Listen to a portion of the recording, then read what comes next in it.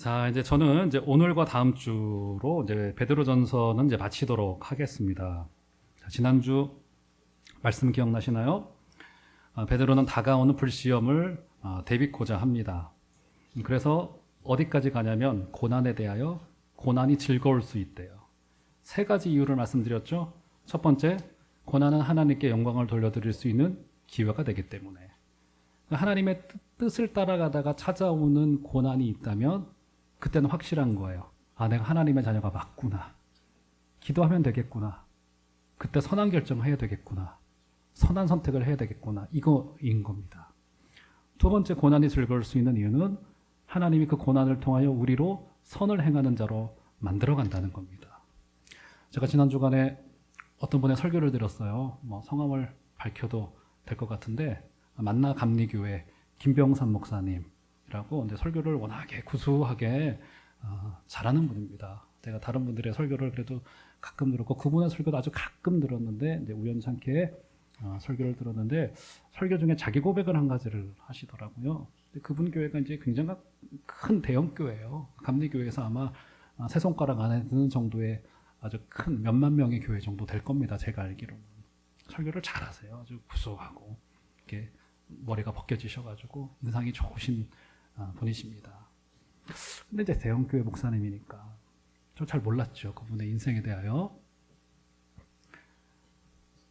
그분의 자기 고백이 자기의 자녀 중에 하나가 장애를 가지고 있다고 합니다. 지적 장애를 가지고 있대요. 참 그 얘기를 하시는데, 자녀들이 잘 풀려도 목회는 힘든 건데 이 자녀가 그러다 보니 얼마나 그 담임 목사의 마음이 힘들었을까. 그런데 그 고백을 하시더라고요. 그거보다 더 중요한 게 뭐냐면, 자기가 아무래도 큰 교회 목사이기 때문에 자칫 다른 길로 갈 수 있는 유혹이 너무너무 많은 거예요. 그런데 그 아픔이 그 교회의 큰 사역의 물줄기를 정하더라는 거예요.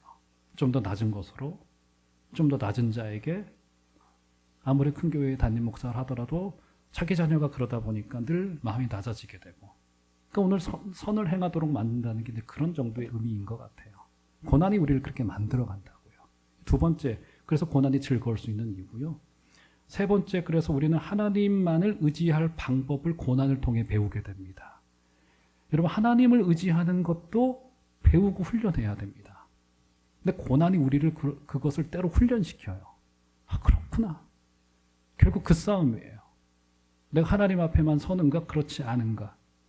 그래서 성도는, 사실 성도로까지 말씀드리면 여러분이 너무 부담되실 것 같고, 목사는 사실은 대안 없는 인생 살아야 됩니다. 그냥 안 되면 이거 해야지 하면 안 돼요. 그러면 안 됩니다. 성도님들 중에서도 그런 결심이 있었으면 좋겠습니다. 대안 없는 인생. 왜요? 해답은 있잖아요. 그러니까 이것이 해답이 아닐 수 있기 때문에 다른 대안을 막 준비시켜놔요. 이것도 필요하고 저것도 필요하고. 그죠? 마치 우리가 세상에서 보험을 들듯이 그런단 말이에요. 그렇지 않습니다. 우리는 답이 있다고 우리 고백하잖아요. 답은 오직 예수 그리스도. 그래서 고난은 바로 예수님만을 의지하도록 우리로 훈련시킨다. 그렇기 때문에 고난이 때로 즐거울 수 있다. 이런 고백을 하고 있단 말이죠. 자, 그러면 이제 5장으로 들어와서, 이제 5장은 크게 두 번으로만 보게 될 텐데 분위기가 좀 바뀌게 되죠.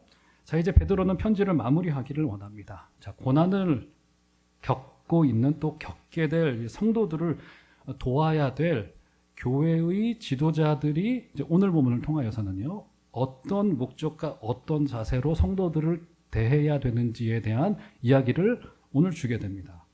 마침 제가 오늘 이 아다리를 마치려고 한 건 아닌데, 마침 이 재직원 임명과 오늘 봉사자 임명이 있는 주간이에요. 그래서 여러분, 다시 말씀드리겠지만, 여기 제가 오늘 이제 요거를 이제 불러드리고 밑에서 확인하시면 되는데, 혹 이름이 빠지신 분이 계실까봐 우리 교육자님들하고 제가 크로스체크하고 장로님들하고도 몇 주에 걸쳐서 했는데, 혹 이름이 빠지셨더라도 제가 미워서 뺀 거 아니니까 실수니까 섭섭해 마시고 저에게 얘기해 주시면 제가 잘 보충해가지고 요람에 반영할 테니까. 그죠? 광고 시간에 말씀드리려다 생각나서 지금 드리네요. 봉사자 임명을 하게 됩니다. 자, 오늘 말씀을 통해 이 직분자요 헌신자, 특별히 교회의 지도자들에게 매우 분명하고 단호한 직접적인 명령 몇 가지를 주고 있어요. 자, 그래서 오늘은 저는 크게 이제 두 가지의 주제로 나눠서 여러분들에게 말씀을 드리려고 하는데, 지도자를, 직분자를, 헌신자를 주신 목적, 왜 줬냐는 거예요. 목적 한 가지와, 그리고 그 헌신자들, 지도자들, 오늘 본문에서는 장로라고 하는 그 직분자의 자세, 태도가 어떠해야 되는가, 우리에게 성경을 통하여 한번 교훈해보는 시간이 되었으면 좋겠습니다. 자, 먼저 1절로 가보시면, 자, 1절. 자, 1절. 자, 한번 다 같이 한 소리로 한번 읽어보실까요? 읽겠습니다. 시작. 너희 중 장로들에게 권하노니 나는 함께 장로된 자요 그리스도의 고난의 증인이요 나타날 영광에 참여할 자니라. 자, 먼저 장로들에게 말합니다. 근데 1절과 2절까지 보면 여기 강조되고 있는 바가 한 가지가 있어요. 자, 다시 한번 1절 보시겠어요? 1절. 여러분 이거 눈으로 확인하셔야 됩니다. 저를 쳐다보셔봐야 이건 답이 안 나요. 1절을 보셔야 돼요. 자, 보시면 장로들은 장로들인데 어떤 장로들이라고 말합니까? 너희 중 장로들이래요. 그렇죠? 이 표현이 굉장히 독특해요. 자, 2절도 보시겠어요? 2절. 그 너희 중 장로들이 뭘 하래요? 너희 중에 있는 하나님의 양무리를 치래요. 아하, 여기서 강조되고 있는 게 뭐냐면 장로 등 직분자들은 1차적으로 성도들 중에 하나라고 하는 관점이 여기에 먼저 강조되어져 있는 거예요. 이게 굉장히 중대한 개념이에요. 이게 이제 지도자, 헌신자, 직분자의 굉장히 중대한 위치 선정이고 하나의 목적이라 볼 수 있는 거예요. 그러니까 너희 중 장로들, 그래서 베드로조차도 나도 함께 장로된 자다라고 하는 강조를 줌으로써 이 직분이 성도들을 위하여서 혹은 성도들을 대표하여서 있다라고 하는 점을 강조하고 있는 거예요. 자, 시간은 없지만 먼저 이 말씀을 드려야 될 것 같아요. 먼저 초대교회에 분명히 장로 등 직분자들이 존재했다는 사실을 언급해야 될 것 같습니다. 이것은 신약 성경에 너무 많은 기록이 남겨져 있습니다. 제가 대표적으로 몇 가지만 말씀드리면 예루살렘 교회에 장로가 있었습니다. 사도행전 11장, 15장, 22장, 16장, 21장 등등의 예루살렘 교회에 장로가 존재하였음을 우리가 확인할 수 있고요. 또 여러분 아시는 바대로 바울의 선교 여행을 다니는 곳마다 직분자들, 그 중에서 특별히 지도자격인 장로들을 세웠습니다. 장로들을 세웠어요. 그리고 대표적인 경우가 바울이 유럽으로 자신의 선교를 선회를 할 때, 그때 에베소에서 마지막 아시아 지역의 선교에 작별 인사를 해요. 그때 파송식을 하는데 파송식을 준비한 자들이 에베소 교회의 장로들이었다고 성경은 기록해 놓고 있습니다. 그리고요, 바울은 디모데와 디도에게 교회의 장로 등의 직분자들을 선별하여 잘 세울 것을 이야기를 해두고 있습니다. 흔히 그것을 목회서신이라 이야기를 하거든요. 그리고 야고보서를 보면 야고보 사도가 어떤 이야기를 합니까? 병들었을 때 누구를 초청하래요?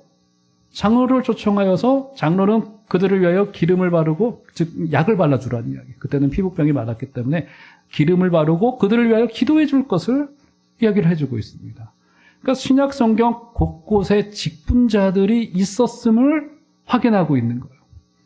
여러분 표정을 보시니까 뭐 당연한 이야기를 저렇게 진지하게 하시나 이런 표정들이신데, 제가 이 이야기를 하는 이유가 있어요. 왜냐하면 교회에 직분이 필요치 않다는 극단적인 주장이 있기 때문입니다. 일각에서는. 실제로 있어요. 직분을 폄하하기까지 하고요.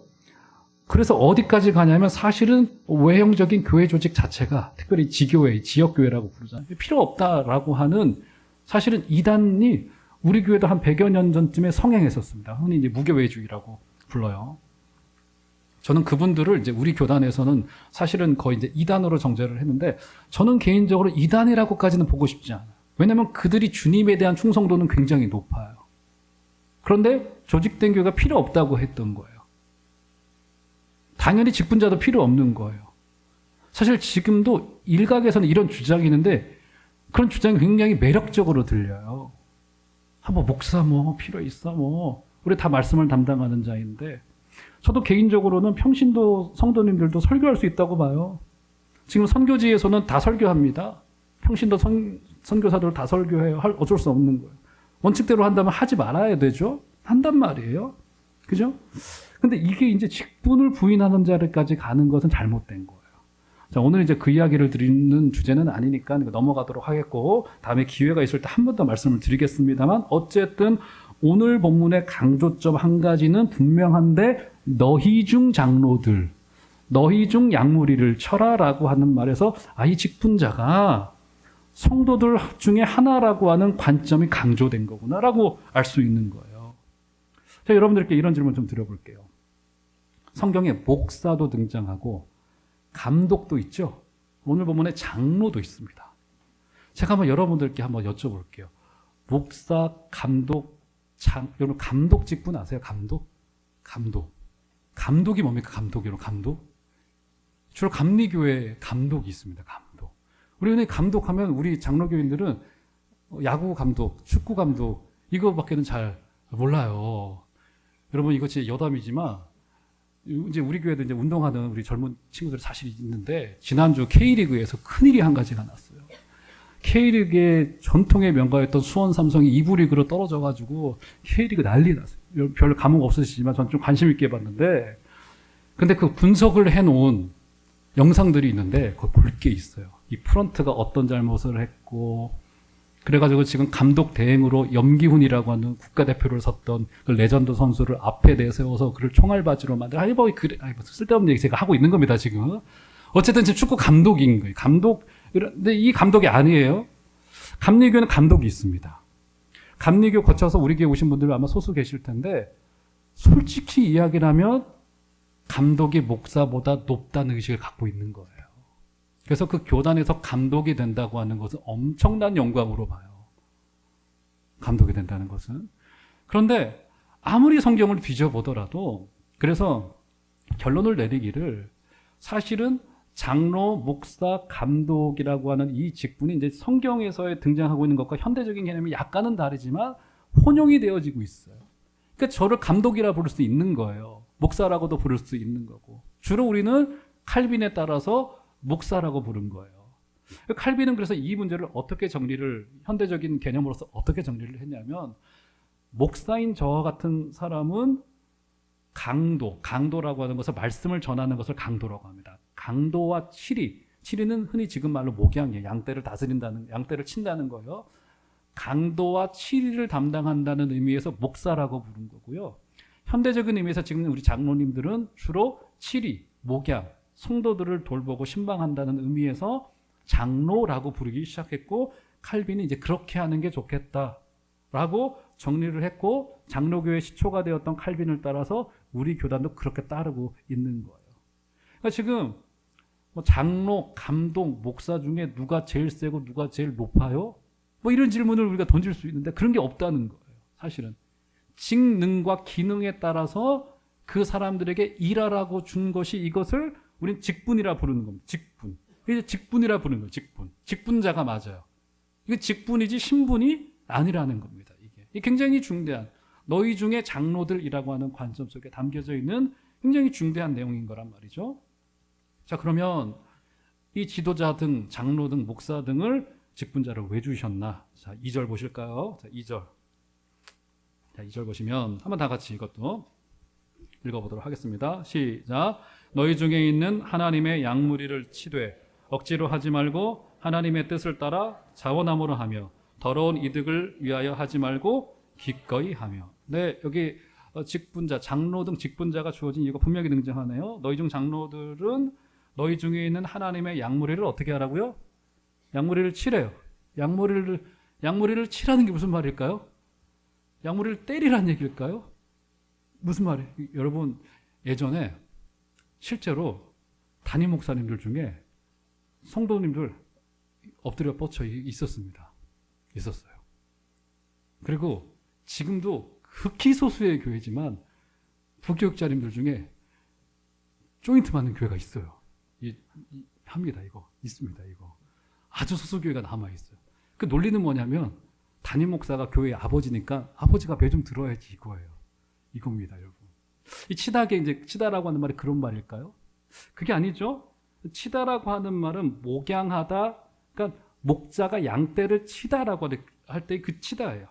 양무리를 돌보다 이런 뜻이에요. 여러분 양무리를 돌보는 일, 이게 목자가 할 것인데 가장 중요한 게 뭡니까? 목자가 양을 위해서 해야 될 가장 중요한 게 뭐예요? 양이 성장하도록 그에게 건강한 양식을 계속 공급하여 주는 일이에요. 이게 목자의 가장 중대한 역할입니다.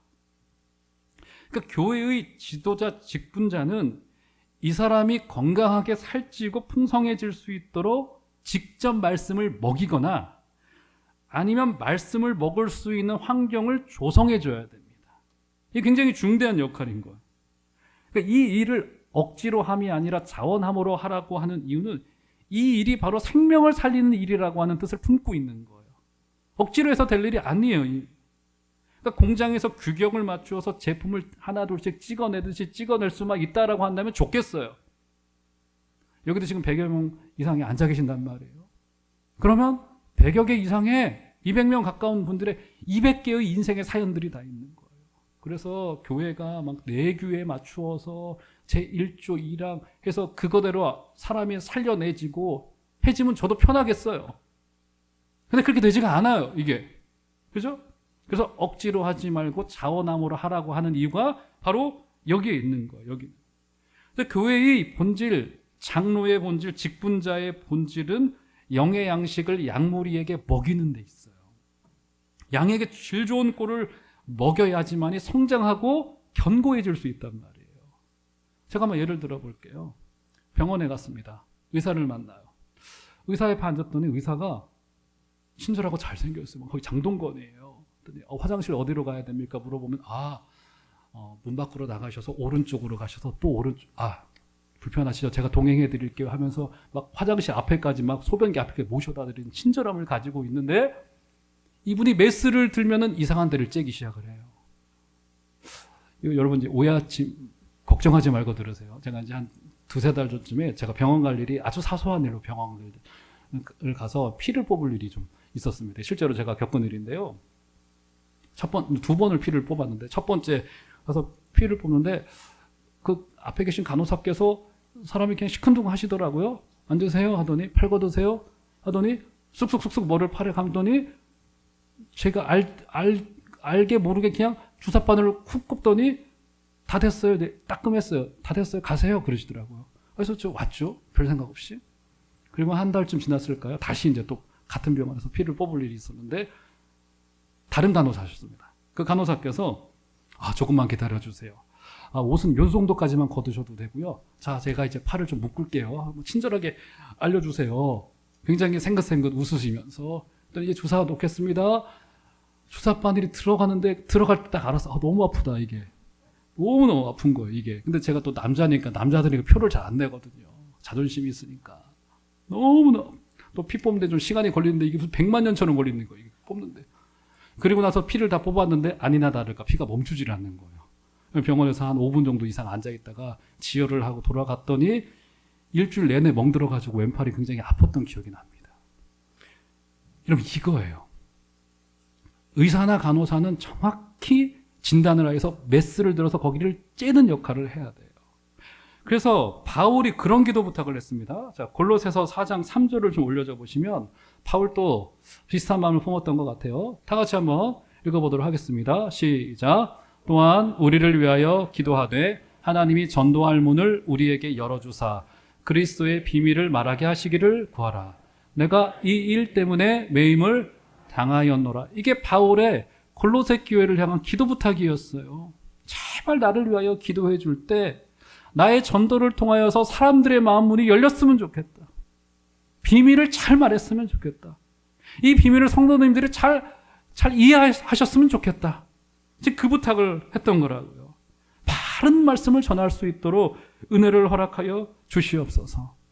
저를 놓고 기도해 주시고 우리 교회 동역자들인 우리 목사님, 사실은 부목사라고 하는 말은 옳지 않아요.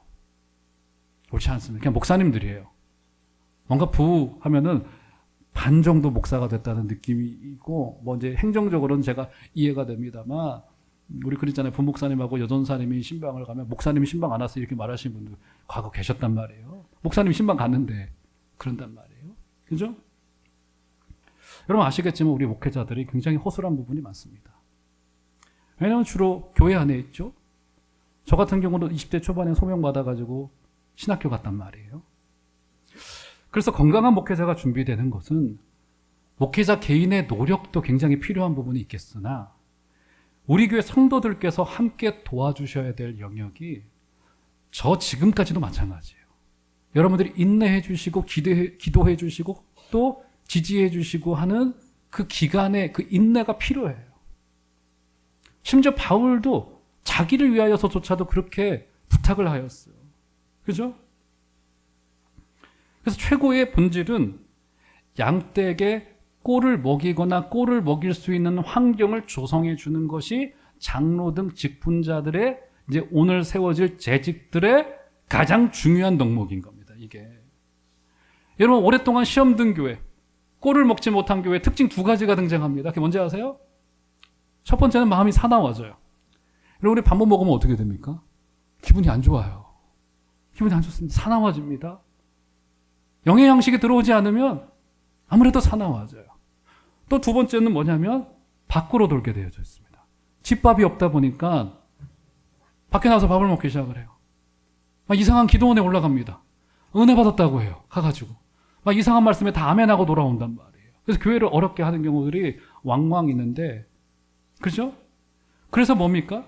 계속 건강한 하나님의 꼴이 공급될 수 있도록 직분자들께서는, 장로님들, 우리 집사님들께서는 이 일을 위해서 내가 부름을 받았다는 사실을 반드시 기억하시기를 바랍니다.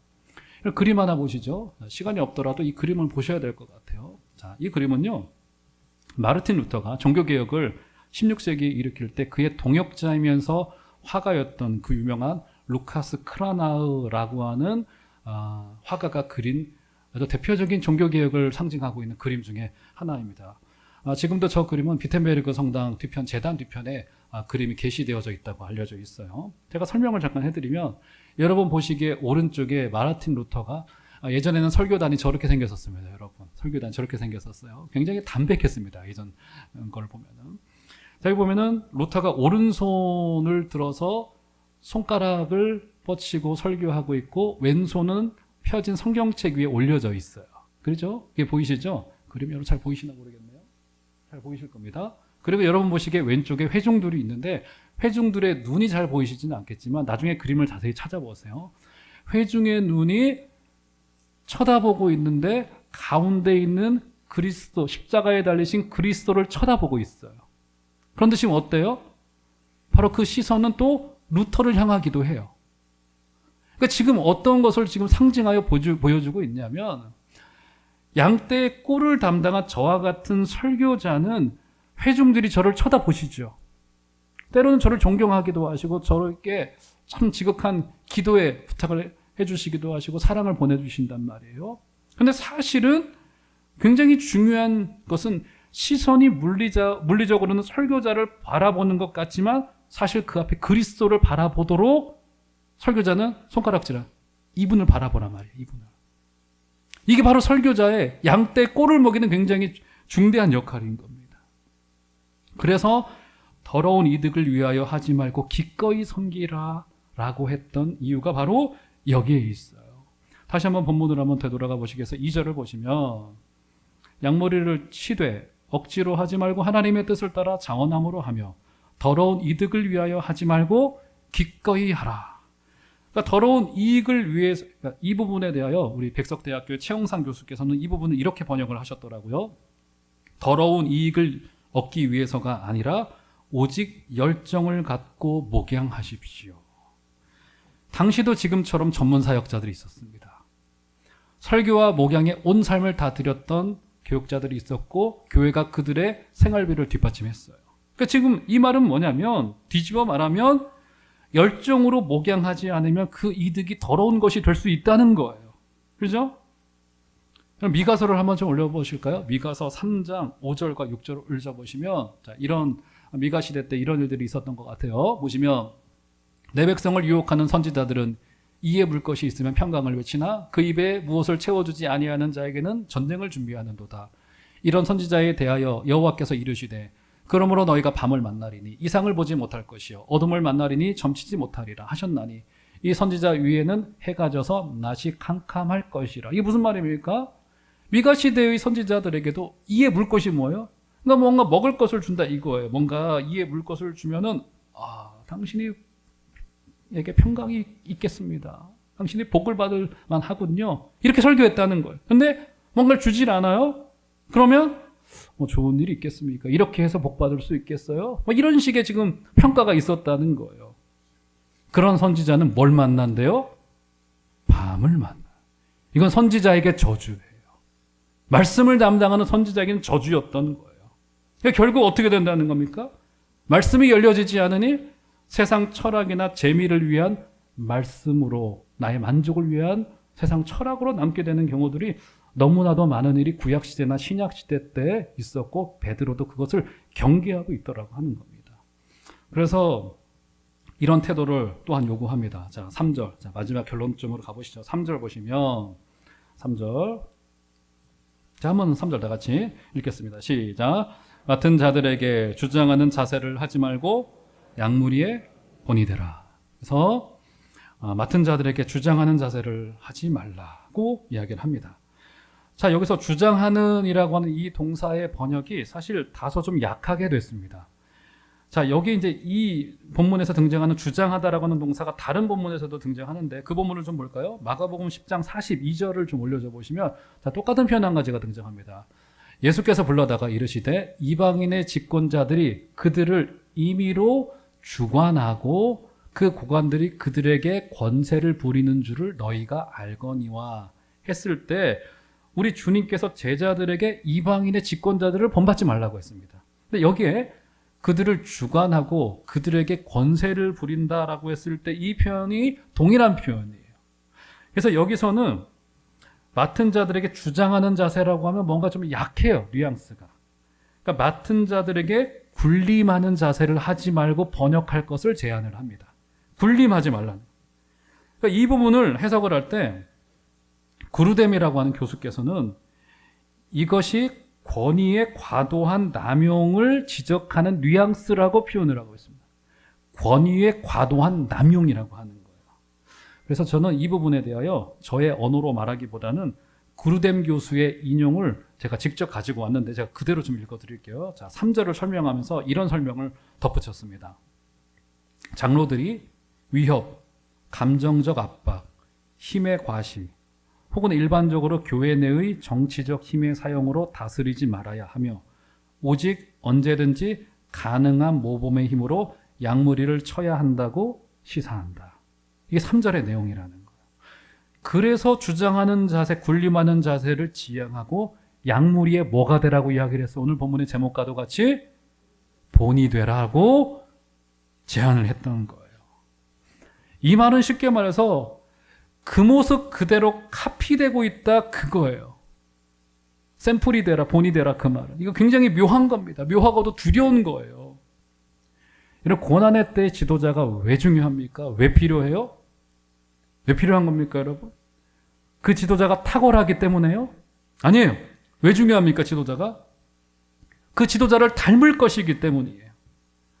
제가 몇 주 전에 말씀드렸죠. 이스라엘 백성들이 출애굽했습니다. 한 해변 앞에 도달을 했어요. 앞에는 홍해 바다가 넘실거리고 있고 뒤에는 애굽의 군대가 쫓아가고 있어요. 그때 이스라엘 백성들이 모세를 향하여 원망을 막 질러대기 시작을 합니다. 그런데 원망은 이해가 되겠어요. 근데 더 기가 막힌 게 뭐예요? 애굽을 동경해요. 이런 엄청 무서운 이게 영적인 현실이에요. 여러분, 애굽이 얼마나 싫었겠어요. 자기들을 노예 삼고 있으니 얼마나 혐오했겠습니까? 그런데 애굽이 동경스러워져요. 이 굉장히 무서운 영적인 현실이에요. 그들의 독재가 싫었을 겁니다. 그런데 닮아가요. 여러분, 이거 진짜 묘하지만 사실이에요. 앞선 리더는 닮아가는 운명이 있는 거예요. 그래서 우리 교단의 원로 신학자이신 신국원 목사님께서 어떤 지적까지 하셨냐면 차후에 세월이 흐르게 되어지면은 지도자들이 소름 끼치도록 조심해야 되는 부분이 뭐냐면 세월이 흐르면 성도님들이 성경을 바라보는 관점, 눈까지도 전부 다 담게 된다는 거예요. 성경을 바라보는 관점이라는 게 뭡니까? 결국 우리의 인생을 조망하는 눈이 될 것이고 이것은 하나님 앞에서의 우리의 태도를 결정하게 될 거예요. 굉장히 중요해요. 심지어 해석학을 이렇게 담게 된다는 거예요. 그래서 리더에게도 직분자들에게도 결국 본이 되는 분, 샘플이 필요하다는 겁니다. 오늘 말씀의 결론이에요. 4절 볼까요? 4절 보시면. 자, 마지막입니다. 한번 나같이 4절 읽겠습니다. 시작. 그리하면 목자장이 나타나실 때 시들지 아니하는 영광의 관을 얻으리라. 직분자에게 본과 샘플이 있다는 겁니다. 그분이 누구라고요? 목자장이신 예수 그리스도라는 겁니다. 그럼 그분이 도대체 목자로서 뭘 하셨기에 그분이 우리의 본이 된다는 겁니까? 자, 마지막 요한복음 10장 올려줘 보실까요? 다 같이 한번 읽겠습니다. 시작. 나는 선한 목자라. 선한 목자는 양들을 위하여, 선한 목자는 뭘 한대요? 양들을 위하여서 목숨을 버린대요. 한마디로 죽는데요. 사랑하는 성도 여러분, 직분자 여러분, 중직자 여러분, 우리 새 2024년도에는 목자장이신 주님을 따라가시도록 하십시다. 그 중에 가장 중요한 일은 죽는 길이에요. 성도가 살려면, 교회가 살려면 누군가 죽어야 돼요. 누군가는 주님을 닮기를 굉장히 주저하실 겁니다. 왜냐하면 죽는 길은 재미있거나 유쾌하지는 않습니다. 우리의 마음을 만족시키지 않아요. 죽는 일이 어떻게 유쾌하겠습니까? 그런데 교회를 살리고 양떼를 돌보는 일은 죽는 일로부터 시작되어집니다. 저는 양다리를 걸치고 목회에 임하다가 중도낙마한, 결국 대안을 선택해버리고 말았던 중도낙마한 동역자들을 너무나도 많이 봤습니다. 너무 소름 끼치도록 두려운 일이고 그 일을 생각할 때마다 저도 두려움이 휩싸여지곤 합니다. 그렇구나. 사랑하는 지도자 여러분, 재직 여러분, 성도 여러분, 우리 목자장이신 우리 예수님을 다 닮아가도록 하십시다. 이 질문을 던지고 답을 구하시면 될 것 같아요. 지금 이 자리에서 예수님이시라면 어떻게 하셨을까?